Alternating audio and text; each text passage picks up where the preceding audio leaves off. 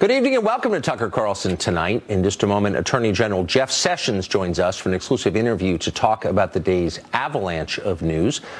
But first tonight, former National Security Advisor Michael Flynn has pleaded guilty to making false statements to the FBI. He's announced he is cooperating with Special Counsel Robert Mueller's ongoing investigation. Flynn admits he lied about the extent of the conversations he had with the Russian ambassador to Washington, Sergei Kislyak. Flynn is the first member of the Trump administration to be criminally charged in this investigation, so this is a major development. The question is, what exactly does it mean? Flynn has admitted taking money from an unfriendly foreign government, the Erdogan regime in Turkey, in order to influence American policy as the incoming national security advisor. If that's not illegal, it ought to be illegal. It's certainly a betrayal of trust and possibly a betrayal of this country's vital national interests. It's appalling behavior. It's also depressingly common in Washington, which may be why Flynn has not been prosecuted for it. It's so conventional, nobody considers it wrong, though it is wrong. But back to the charges that were actually filed today. Keep in mind that Mueller's probe began in order to investigate claims that Russia influenced the 2016 election, or even directly colluded with the Trump campaign in order to alter the outcome of that election. Flynn's guilty plea today does not prove that claim. In fact, it undercuts it. Flynn admits he lied about initiating contact with Kislyak last December. Check a calendar. That's a month after the November election. Too late to sink the Hillary campaign. There goes that theory. Instead, Flynn was apparently trying to promote U.S. interests. According to the indictment of him today, passed out by the Mueller people, he urged Russia not to overreact to sanctions implemented by the Obama administration, and he urged Russia also not to veto a UN resolution condemning Israel. By the way, that second effort failed.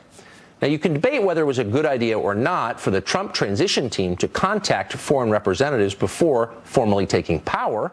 Maybe it wasn't a good idea, but there certainly is precedent for it. In 2008, Barack Obama repeatedly had his surrogates meet with foreign officials. In 1980, Vice President-elect George H.W. Bush spoke with numerous ambassadors on Ronald Reagan's behalf. When Robert Mueller was first named special counsel, we warned, as many did, that these investigations rarely stay limited to their original purpose, and they frequently wind up entrapping people whose only crime is the false testimony they provide during the investigation. So far, nothing has happened to disprove that warning. If investigators can prove that the Trump campaign worked with Vladimir Putin in order to steal the 2016 election, by all means, prosecute. We'll be the first to cheer that on, to call for longer prison terms, because that's a crime. But this? So far, it's hard to know exactly how this makes America better. Robert Ray knows a lot about these kinds of investigations. He's a former federal prosecutor. He succeeded Ken Starr as the special counsel investigating the Clinton administration, and he joins us tonight. Mr. Ray, thanks for coming on. Thank you for having me. So, from what we know now, what is this about? What's the point, do you think, of indicting General Flynn on this charge? Well, independent of a special counsel investigation, obviously false statements to the FBI are a serious issue that may well warrant prosecution, and that prosecution was brought. I mean, I think people have known from the earliest stages of the Mueller investigation that both Manafort and Flynn had exposure, right, and they've now both been prosecuted. The second piece of significance is that General Flynn is cooperating with Mueller's investigators, so we've now learned and confirmed that for the first time today. That's also significant. I assume the exposure would stem from his lobbying for the Erdogan government in the months before he became National Security Advisor, which strikes me as immoral, if not illegal, but that's not included in this. I wonder if you can guess what the special prosecutor believes he's moving toward. Well, that was a little hard to figure out. I mean, I looked at it today to see just a false statements prosecution by a defendant who is cooperating with the investigation. If where you'd think they would be going, which would be a proof of a conspiracy to commit a violation of the Logan Act, you would have expected a cooperating defendant to have pleaded guilty to that charge if what he's going to do in the future is cooperate against others in an effort to help the government make that charge. So it's odd, to say the least, that only a false statements case was brought against him, suggesting at least the possibility that this doesn't go any place further, beyond his own criminal misconduct. So, and not to minimize that, you shouldn't lie to federal agents, it's a crime, but now you've had 4 people charged, and it's possible that it's not leading towards some kind of legal crescendo where the president himself is charged with something or people even closer to the president? Well, Bob Mueller's task is to find the facts and take them wherever they may lead. Where they may lead may be no place, meaning no further than this. We don't know yet. We don't know what else he has. I mean, I think everything up to this point has always suggested that it was inevitable that Paul Manafort and Michael Flynn would be prosecuted. I think most reasonable, knowledgeable observers of the investigation had concluded long ago that that's where the investigation at least would go. Now, whether it goes further or not, who's to say? So Flynn's cooperating in order to do what? Do we have any guess? Well, to help investigators determine whether or not other crimes have been committed. But, what, you know, as I suggested, I'm reading between the lines, and so you can't, you know, say for certain. But it is an odd development, if they really had more, why they didn't demand that Michael Flynn plead guilty to more. Right. And it suggests at least the possibility that the reason that didn't happen is because he doesn't have more. I don't want to in any way minimize the seriousness, again, of dishonesty, which is a crime, and it's wrong. However, the rest of us have kind of assumed this was about collusion with the Russians in the 2016 election. That's certainly how a reasonable conclusion to draw. And the first question you always ask in an obstruction of justice or false statements investigation or charge is, what are they lying or obstructing justice for? Well, exactly. That's exactly it. And all of us assume that the point was they believed there was some conspiracy to subvert the election, but these charges, Mueller's description of them today, undercut that completely. It suggests at least the possibility that one of the reasons that he may have been lying was because, with regard to conduct that occurred in December during the transition, because it was a politically difficult thing to do, he didn't want to disclose to the public or to anybody else the fact that there in fact were contacts with Russian government officials. That doesn't mean that that makes it a crime. It just means that he was, you know, covering up for the administration because he didn't think that it was appropriate to disclose that information. He didn't tell the truth about it.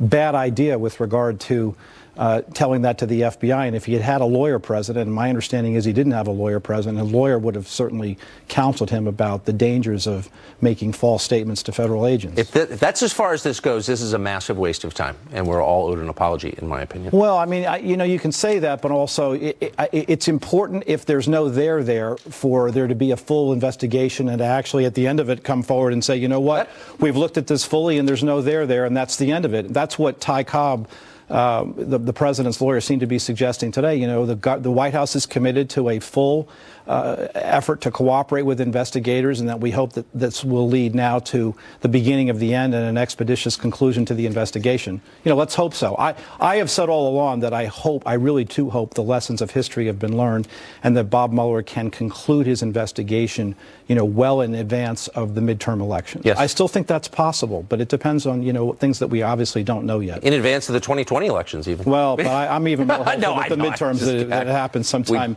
you know, earlier rather than later next year. I think that's something to hope for. Mr. I thank you for coming. Thanks very much for having me. Appreciate it. Flynn's guilty plea is naturally big news for the president's own legal team. How will they respond to today's developments? Brad Blakeman is an attorney. He advised the Trump transition. He joins us tonight. So, Brad, how, if you're in the White House right now, do you respond to this news about General Flynn? You don't say anything. You let the investigation take its course. There's good news in this plea that was taken by Flynn, and that is what your guest alluded to, and you in the earlier segment, and that is that there doesn't seem to be any there with collusion, coercion, conspiracy with regard to the Trump campaign and the Russians trying to influence the election. There's no doubt the Russians tried, and they weren't successful in interfering with our election. The good news is it doesn't appear to be a conspiracy by a candidate or his campaign to help in that effort. Flynn, clearly a bad hiring decision to bring on General Flynn, who again was lobbying for the Turkish government at the time. But do you think within the White House they have any idea where this is going or what the point of the investigation is at this point? I don't think they know, but certainly Flynn was given a very good deal based on the information that he had proffered to the FBI. The question is who's next in the sights of the investigation. But, you know, if you follow it to its logical conclusion, I don't believe this is about collusion or conspiracy with the Russians now. I think it's about lying. Yeah. Did the people who talked to the FBI lie about their involvement? You may think you're doing something wrong when, in fact, you're not. And certainly there was nothing improper with Flynn or anybody else as President-elect's transition team to reach out to other countries. What's so striking about the description of these charges released by the Mueller people today is how many private conversations are described in detail. Conversations between General Flynn and Ambassador Kislyak, other Russian officials unnamed, a number of unnamed transition officials. It suggests to me that all of this was surveilled by federal investigators. Do you think that's where the description came from, or do you think people at the White House have described these conversations to the Mueller people? And how paranoid would you be if you realize that every phone conversation you had was being listened to by the U.S. government, which apparently is what seems like what's going on? Well, you have to understand that when you as an American citizen are talking to a foreign agent, whether it's the ambassador or charge or whoever it may be, whether they're in this country or outside the country, that you would suspect that those calls, especially with adversarial governments, would be surveilled. Right. So wouldn't you be on guard to that, especially if you're Flynn and you've been in the intelligence community and you've headed an agency? You would think that our government was on the ball. You certainly had privy to the information when you were doing it. So there's no doubt that the FBI has chapter and verse on conversations that were had. So it makes it very easy for them to corroborate or to catch somebody telling something that's not true. No, I mean, you make a fair point. I mean, you ran an intel agency, but you speak freely to Kislyak, not knowing it's being recorded, and then you speak to the FBI without a lawyer. It's not very bright at all. But there are also a number of conversations described in some detail in this document between Flynn and people on the transition team, American citizens. Do you think those conversations were surveilled, or do you think those transition officials spoke to investigators? Well, I would hope that it was testimony that was given to investigators and not surveilled, because in order for that to happen, there would have had to have been a warrant. And I would be very interested into how that warrant was made. Was it on information that was corroborated? Was on hearsay? These are things that would be very troubling if, in fact, Americans were being surveilled by law enforcement. Yeah, well, they are being. Brad, thank you very much. I appreciate it. The Attorney General of the United States, Jeff Sessions, joins us next for an exclusive interview. Stay tuned.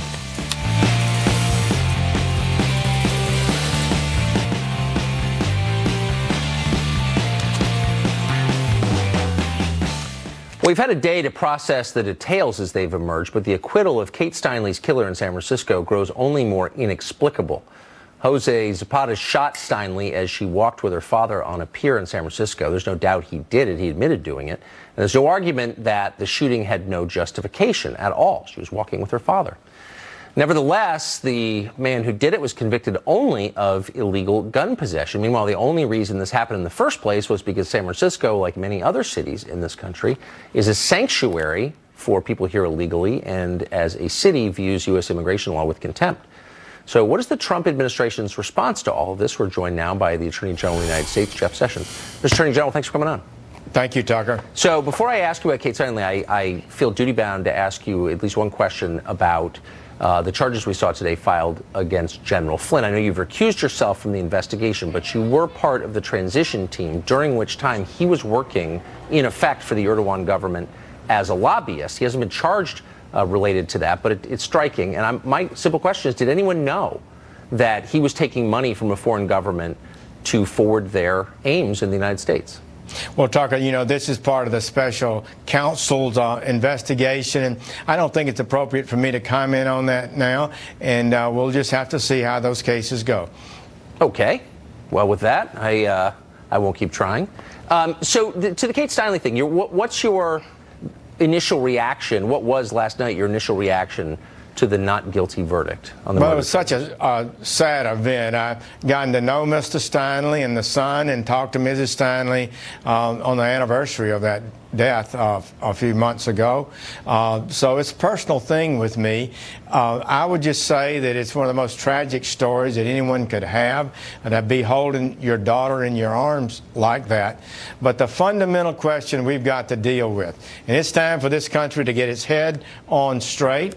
These these cities should not be protecting criminal aliens, people who come into the country unlawfully, then they commit another crime, and then they hide that individual and don't let them, as they did with Zapata, be turned over to the ICE officers so they can be properly deported. So the killer, and he is the killer, is now being deported? That will be his ultimate fate. We are confident, and we are going to do everything possible to ensure that happens, although there are some potential other charges that could be brought against him. And before being deported and released, we think he should face every charge that is proper to be brought against him. And you can be sure our Department of Justice is working right now to bring any charges that are appropriate. One warrant has been released on him because he has violated his terms of release in his prior federal conviction for returning to the country unlawfully. So he's got one warrant we know that's already outstanding that would hold him for more prison time. So he was able to shoot and kill Kate Steinle because officials in San Francisco released him from jail despite Justice Department requests to hold him for deportation. So that there's a clear connection between the sanctuary city policy in San Francisco and the murder of this young woman. And yet those policies are still in place in San Francisco and in an increasing number of cities around the country. And the federal government seems impotent in the face of that, doesn't seem to be able to do anything about it. Why? It is a very frustrating situation right now. I would just say the federal government had this individual, was holding him and going to deport him, but San Francisco put a detainer on him, basically, and we turned him over to complete the sentence there, and they refused to turn him back over to us, released him into the city, and that's how this happened. So the federal government and President Trump is crystal clear. We are doing everything possible to get these cities to reverse these policies. We do not believe they should receive any money that they are not lawfully entitled to under the grant procedures of this country, and we're going to work hard on that. We're facing incredible legal obstacles at this moment, but we're confident, and we will continue to fight on appeal. We're confident the Supreme Court, if not the lower courts, will rule eventually in our favor. But right now, you get a nationwide injunction. You file one of these lawsuits before a favorable judge, one of 600 in the country. You pick a judge, you file the lawsuit, and then they issue a nationwide injunction stopping the entire federal government for enforcing its laws. And I'm really, we've got to fight this, and we will. I mean, there's precedent for this going back 50 years and more, where various cities in the South ignored federal law and were made to obey it because it's federal law.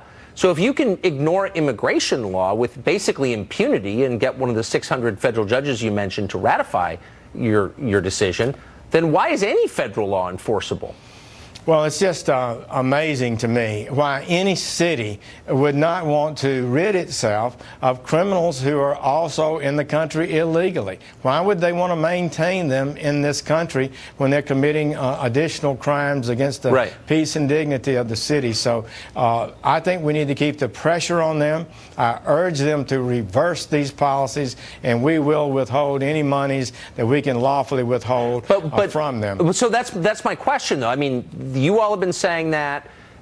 Even there were some Democratic politicians 2 years ago when Kate Steinle was murdered who said the same thing, and nothing has changed, and they become even more flamboyant in their defiance of federal law. And so is there nothing that the feds can do unilaterally to try and bring them into compliance with federal law?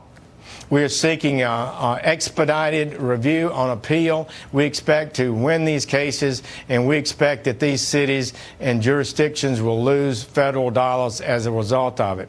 Congress could help us. We've got good legislation that passed the House, the Kate Steinle bill that increases punishments, and we have a sanctuary cities bill that would help us a great deal. They're being stalled in the Senate, but Congress really needs to pass some legislation. And that would be a tremendous benefit to us. So why, I mean, you're uniquely positioned to answer this question since you spent decades in the Senate. On what grounds are they being stalled in the Senate? Who would stop a bill designed to prevent crimes like this, and why would that person do so? It seems like to me it wouldn't take 5 minutes to pass the Kate Steinle bill that passed out of the House with a good vote. It shouldn't take any time to pass additional legislation that would provide greater incentive and greater pressure on cities who are failing to cooperate with the federal government in basic immigration law. Right. So, yes, I don't see any basis for not moving this, and would love to see them move it. They've got the tax bill right now, but as soon as possible, I'd like to see this legislation be advanced in the Senate. You'd think lawmakers would care when the laws they make are ignored, but I guess not. But Mr. Attorney General, thank you for joining us. Thank you, Tucker. The only reason this man was able to murder Kate Steinle, of course, was because San Francisco was protecting him from deportation despite 5 prior deportations and 7 felony convictions. Ryan Eller is executive director at Define American, and he joins us now. Mr. Eller, thanks a lot for coming on. Yeah, thanks for having me, Tucker. So what's the lesson of this? You know, this is a real tragedy, and I can tell you as a person of faith, we mourn the loss of everybody who dies at the hands of violence, and I hope the whole nation continues to pray, as I think Attorney General just said he was, for the family of, you know, Kate Steinle. I think there's a lot of lessons to be learned from this. I think it's a legitimate conversation to have about our criminal justice system.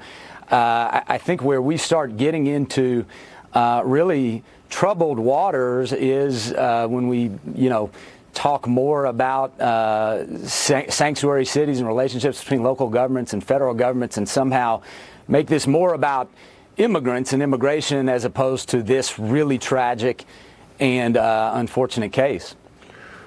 Well, I mean, but this case was specifically about immigration. This was someone who'd been deported from the country 5 times rather, but convicted 7 times of felonies, who shouldn't have been here, and was only on the street because the city ignored the federal law and the request from the Obama administration's Justice Department, by the way, to hold him. And so, I mean, it actually wouldn't have happened with different immigration policies. So you don't think that's fair to draw those connections? Well, here's what I do know. I'm a follower of Scripture, and in Leviticus it says, treat the immigrant as a citizen among you. And if the Attorney General wants to bring charges and follow the letter of the law, it seems to me that this person has, had due process and gone to court, and a jury has made some decisions in this case. Wait, just to be clear, are you suggesting that the federal government ought to abide by the laws spelled out in Leviticus? No, I'm suggesting that if federal government would like to treat this person according to the laws within our land, that would be fair. And I think that that's what we expect within our justice system. What I would also suggest, though, regarding your point on sanctuary cities, is that all of the empirical research says that cities with sanctuary policies are actually safer. Actually, I don't know. The empirical evidence does not say that, and I know that this isn't your area, so I won't attack you for it. But in fact, that's wrong. And there's no evidence that a sanctuary city. Well, actually, this has been studied, and there's no evidence that sanctuary policies make a city safer. In fact, there's some evidence they make them more dangerous. But the point is, look, I don't understand why religious figures, clearly yourself included, would encourage municipalities to ignore federal law when I don't see why that's your role, actually, as a faith leader. And if it's okay for people to ignore this federal law, why isn't it okay for them to ignore gun control laws or laws about paying your taxes? When did clergy get on the side of ignoring the law? I don't see any precedent for that in the New Testament. Do you? Oh, absolutely. I think if we view the law as unjust and as marginalizing particular communities, sure. But the issue of sanctuary is fundamentally about asking the federal government to do its job and local governments to do its job. I don't care whether they call it sanctuary or not. I, frankly, Tucker, prefer that we use that term in faith communities and not local governments. I pay my taxes as a citizen to my local government to protect local taxpayers, and those taxpayers include undocumented Americans, some of whom are now, unfortunately, afraid to call the police if they're being abused or if a crime's being committed on them because they're afraid of deportation. The people who are here illegally. I wish you showed as much concern for the people who are here legally, who were born here, who abided by the rules, who came here legally. I don't understand the emphasis, the total emphasis on people who are breaking the law over and against people who are following the law. I think it's bizarre, actually. Well, you know, I mean, you're, I think, trying to make people criminalize when actually being in this country without the proper authorization is not a crime. It's a civil offense. Right. Okay. And so I think we should be clear about that. Okay. Yeah. Thanks for joining us tonight. Appreciate it. Yeah. Thanks, Tuck. Senate Republicans are said to be very close to passing their version of tax reform. We'll bring you an update from Congress and discuss what exactly is in that bill. Many people still don't know. Stay tuned.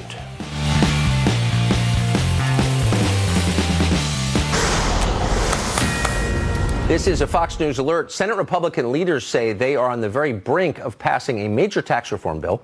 Fox Chief National Correspondent Ed Henry has been following it from the beginning and joins us with the latest developments. Ed, what's up? Tucker, great to see you. The Mike Flynn guilty plea overshadowed a bit what is a huge day for the president. He's on the verge of a dramatic victory, delivering on that big, beautiful tax cut he's been promising. Breaking late today, Republican Bob Corker, who, like John McCain, has been basically feuding with the president, announced he's voting no on the tax cut because of concerns it will add too much to the national debt. But in the end, his opposition might not matter much because other Republicans on the fence, like McCain, Susan Collins, came on board, giving Mitch McConnell what is expected to be a much-needed victory after that big failure on repealing and replacing Obamacare. The president has already been touting a stock market that has been on fire until today's news about Flynn. The Dow yesterday seeing its 63rd record close this year, and it could be roaring again after some of these changes. On the corporate side, you'll see the corporate tax rate dropping from 35% down to about 20%. They're expanding write-offs allowed for companies that are buying new equipment. And on the personal side, despite Democratic claims that this helps very few people, the Joint Committee on Taxation says 60% of U.S. households will get a tax cut. 8% will pay more. And despite all the charges, this will only help the rich. That same committee found that for families making between $50,000 to $75,000 per year, 80% get a tax cut of $100 or more. Now, a lot of last-minute changes to get enough Republicans on board. Democrats furious that literally some of these changes are being handwritten into the text of the bill, so they're still working it out. The vote they were hoping to have tonight in the Senate may be sliding until tomorrow, a rare Saturday session. But the bottom line is Mitch McConnell has suggested they have the votes to give the president a victory on this, Tucker. Ed Henry, thanks for that. Good to see you. One notable part of this tax plan is that it will eliminate the tax deduction that currently exists for interests on student loans. Sal Mastro was the national youth spokesman for the Trump campaign. He says deleting this deduction could be devastating to an entire generation. He joins us to explain. So, Sal, thanks a lot for coming on. Thanks for having me. I don't think most people are aware of this. So give us an explanation of what this is. So I wasn't aware of it till a couple of days ago, and I was all for this tax bill. And let me preface this by saying I support the president 100%. I always have, always will. I think he's done a great job so far, and I think this tax bill hits a bunch of high notes that will bring a lot of wealth, jobs, and innovation back to the country. But when looking at bringing all that innovation back and looking at the next great American workforce, we have to look at millennials who have been devastated by the Great Recession and by Obama's weak, anemic recovery. And so having these student loan interest deductions helps them a lot. So right now, about 25% of student loan borrowers are currently in default, deferment, or forbearance. That's over $300 billion of the $1.4 trillion in outstanding student loan debt. Now, right now, the Consumer Financial Protection Bureau, the Department of the Treasury, and the Federal Reserve have all warned in statements and testimony that the current student loan debt in this country at $1.4 trillion is as dangerous to the economy as the housing bubble was in 2007. I think that's right. Yes. Yep. And so we desperately need to keep this in there, and I urge House Republicans and the president to make sure that this is in there before it gets back, because not only will this be devastating to my generation when it comes to their future economically and reaching milestones like buying a house and cars and getting married, having kids, it's bad for Republicans politically. I mean, look at Bernie Sanders, Elizabeth Warren, Kamala Harris, these socialist Democrats. They're going out there and they're talking about how bad this is for the middle class, which is mostly young people and their families. And so going out and saying, look, the Republicans gave a 15% tax break to these evil corporations making billions and billions of dollars, but they took away your student loan deductions. It's not good either way. And, evil may be a little strong, but some of those corporations are not in sync at all with the Republican values or conservative values at all. But here's my question. That's their talking point. To some extent, they're not far off from a conservative perspective. A lot of these corporations are deeply hostile to traditional understanding of conservatism, for sure. But isn't it kind of beyond dispute that one of the reasons young people, or the poorest group of Americans, aren't getting married, aren't buying vehicles, aren't buying homes, aren't launching out of their own parents' homes in a lot of cases, is the weight of student loan debt?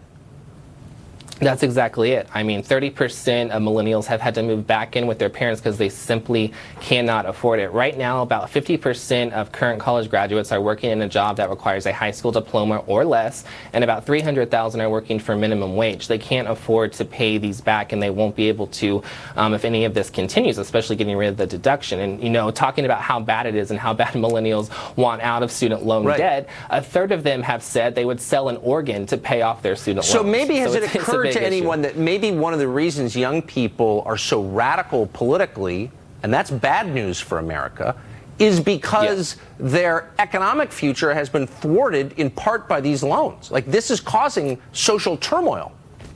Exactly. And don't get me wrong, we definitely need higher education reform in this country ASAP. And that includes dealing how student loans are given out, qualifications for them, etc. And so when you look at that and you look at how bad the recession was for millennials and how they haven't really been able to recover, and how the notion that was all brought about by Republicans and ideals and conservative values and capitalism, you get this equation. I mean, right now, the new poll out of the Communist Memorial Fund found that 44% of millennials would rather live in a socialist society than a capitalist one. And so we have a lot to go on. It's terrifying, and this is one of the reasons. This is one of the reasons why I think. Sal, thank you for bringing this to our attention. And we can't leave it out.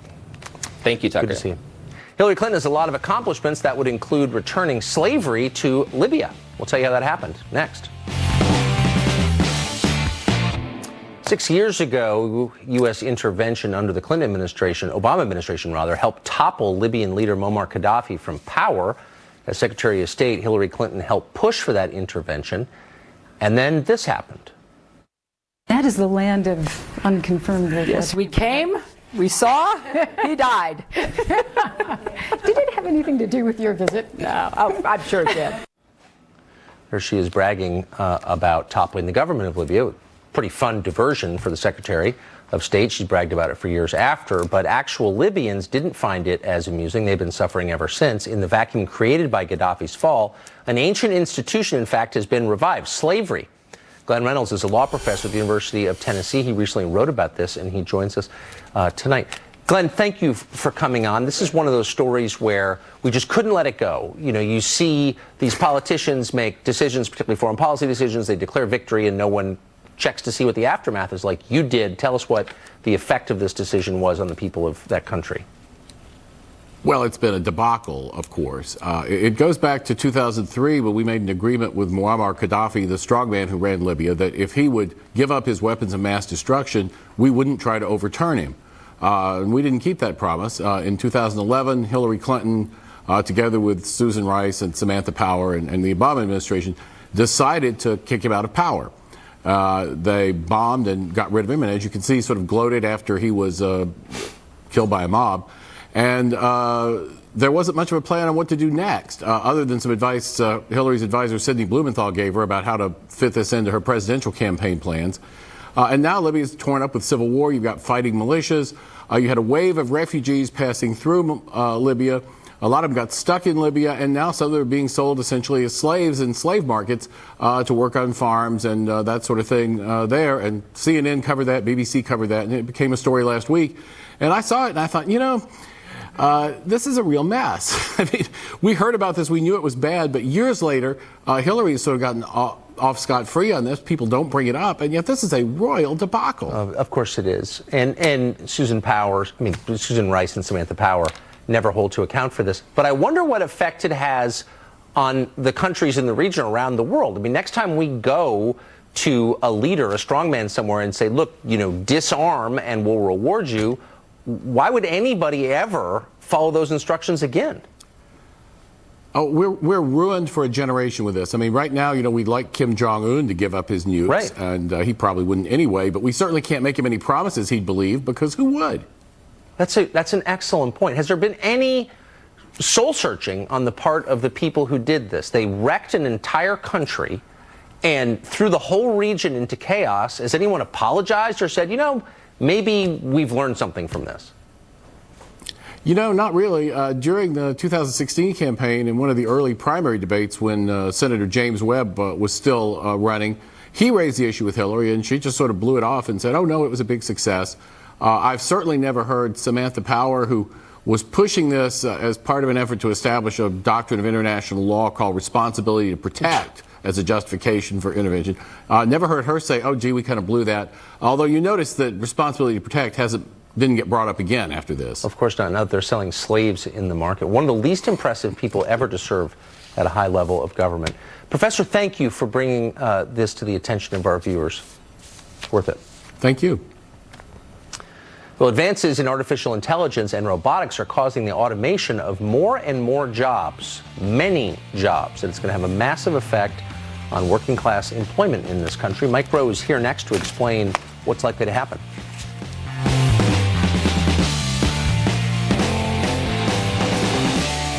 It may not be as apocalyptic as a Terminator movie, but robots do seem to be taking over the country. Automation has already eliminated millions of middle-class manufacturing jobs.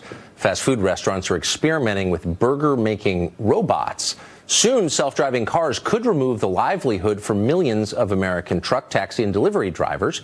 What will the future look like when machines have made human workers obsolete? Former Dirty Jobs host Mike Rowe has thought about this quite a bit, and he joins us tonight on set. Hey, Mike. I don't know what you're talking about. So is this it feels like an ominous development, is it? Look, I'm neither a historian or an economist, but the Luddite Rebellion. Very well. Right. So 1820, Napoleonic Wars are over. Times are hard in England, and the weavers are upset because the looms are all the rage. Yes. And the looms are coming to take our jobs, and that was the meme, that was the trope, and then there was bloodshed. I think they hung a couple dozen of those guys by the time the dust settled. Yes. So from what I've read and from what I've seen, in some way, shape, or form, the robots have been coming since then. From the cotton gin to our own industry. We've talked about the displacement theory and the way that that TV was going to destroy newspapers, and that cinema was going to end television, and how the internet was going to end cinema. It never really happens the way we think it's going to happen. So I guess because of the show I used to do, and because I'm running this foundation that's sort of work-centered, people ask me all the time if the robots are, not if they're coming, but when, and how bad is it going to be? Yeah, how bad is it going to be? Well, I don't know, but historically it's not going to be anywhere near as bad as we think. That's actually heartening. I'm an optimist. As a prediction. So one of the things that technology has unleashed is the internet and the ability for people anonymously to make claims that are untrue. Yeah. And among the many claims that are untrue on the internet is the male enhancement company that apparently stole your identity. Really? Yeah, really. I mean, not that I would know, not that they emailed me or anything, but you were a false version, and Ersatz Mike Rowe was selling male enhancement products on the internet. With great success, apparently. There was a very, very detailed advertisement, along with a really detailed interview that never took place with me. Okay, about my, as my father put it, my problems in the boudoir. This was brought to my attention through an email that my dad sent me, which he's like the town crier. He reads everything about me to my mother. He saw the ad and read the interview. And in the interview, I said that this new product that I had found made big changes. Big, bold changes for me. Transformed my life. Now, it's got my face, my name, and like 300 or 400 words in quotes from me, ostensibly, explaining how life was sad and disappointing until I got my hands on whatever this stuff was, Testo Max, ate it, and then stand back. I don't know how big this thing gets, right? It was bananas. And so I had to explain to my mother and my father that the interview didn't take place, that I'm not a spokesman for a company that does this. And it was baffling because it wasn't just a fake ad. It was a fake ad that appeared on a fake page from Us Weekly. and it also appeared in a fake page from Sports Illustrated and Playboy. So what these companies do, you talk about fake news all the time. Obviously, it is what it is, but fake advertising has always led the charge. And so I went on the Facebooks and I wrote about the egregious claims and the humility of having to talk to your parents about the fact that you never needed the product in the first place. But was there any recourse? Did you get the ads taken down? The next day, I mean, no, there's nothing you can do because they constantly change the algorithm behind it. Right. So it's this shape-shifting thing. But I got a call from the Better Business Bureau the next morning saying, look, this is very brave of you to come out and talk about this. I'm not brave, I'm just annoyed. And they're like, well, we should talk about really getting behind this because dozens of celebrities, yes, Dad, I'm a celebrity, their names and likenesses have been co-opted to sell products that make you more all that. They've been selling Testomax too. There's a fine line between annoyed and brave. There really is. You know, I mean, it's incredibly blurry these days. and in fact, I have no idea. It's a curved line. It's a curved line. I will stop with that. Mike Roth, it's always great to see you. Thank you. Sure. More news. We're keeping an eye on the tax vote. We'll bring the latest right after this. So the tax vote is coming up tonight. We're going to keep you apprised on every development. So stay tuned to Fox for that. You can tune in every night to this show, 8 p.m. Eastern. Good night from New York.